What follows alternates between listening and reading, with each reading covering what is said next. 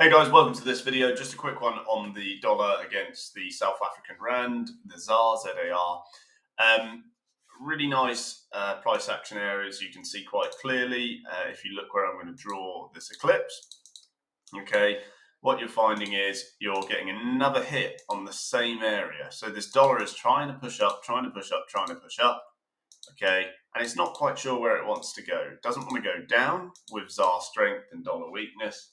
And it also can't get through this sort of brick wall, if you like, of price action. All these candle wicks here, which are telling you orders to the long side are going out of the market, and then new shorts are coming in. Now, because there's so much of it, that's why you're getting this. Really, if you drop to something like your daily, you can see, it's been a little bit thin lately in terms of movement to either side, because you've got your bottom end of this almost sideways movement down here and your top end over there.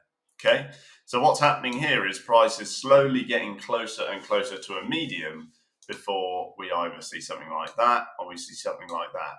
Now, the Fed keeping rates for longer where they are would obviously cause dollar strength. You've got a little bit of that momentum that's come in since yesterday, okay, with current comments, but nonetheless, you're still pushing directly into key price action areas, which really is causing your overall issue. So another thing to note as well before I go into the bias, long or short, is specifically the risk you should take on an asset like this. Obviously, it's an exotic pair, it can move quickly, okay, you've got different calculations.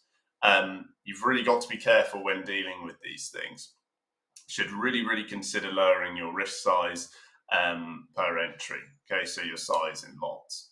My short bias remains, though. I do like it short. Again, if you flick to something like your weekly, you can clearly see why my short bias is there.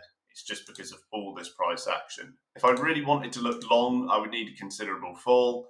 And again, even if you did come down here, it's not going to be an enormous entry. It's just going to be somewhat of a low size. Okay, generally trading assets like this, especially if you're a newer trader, is going to need a lower size to be done, like I said, because there's inherent risk in the market.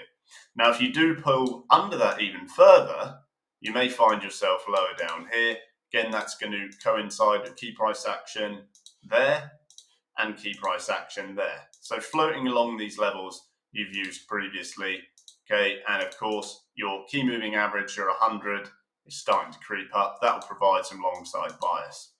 If I was to reshort it on a push through from this short area where I've drawn this black arrow, it would be nearer these highs, okay, and again it would be light. So I'd really be looking to space out my shorts from there, okay, and re-enter there. If you are really risk averse and you want to avoid any sort of multiplied risk, if you like, you could just overall hold off for a higher move to the upside over there. Okay, so that's my bias for the dollar ZAR. Trade it small, trade safe, and of course, as always, I will see you in the next video. See you there, guys.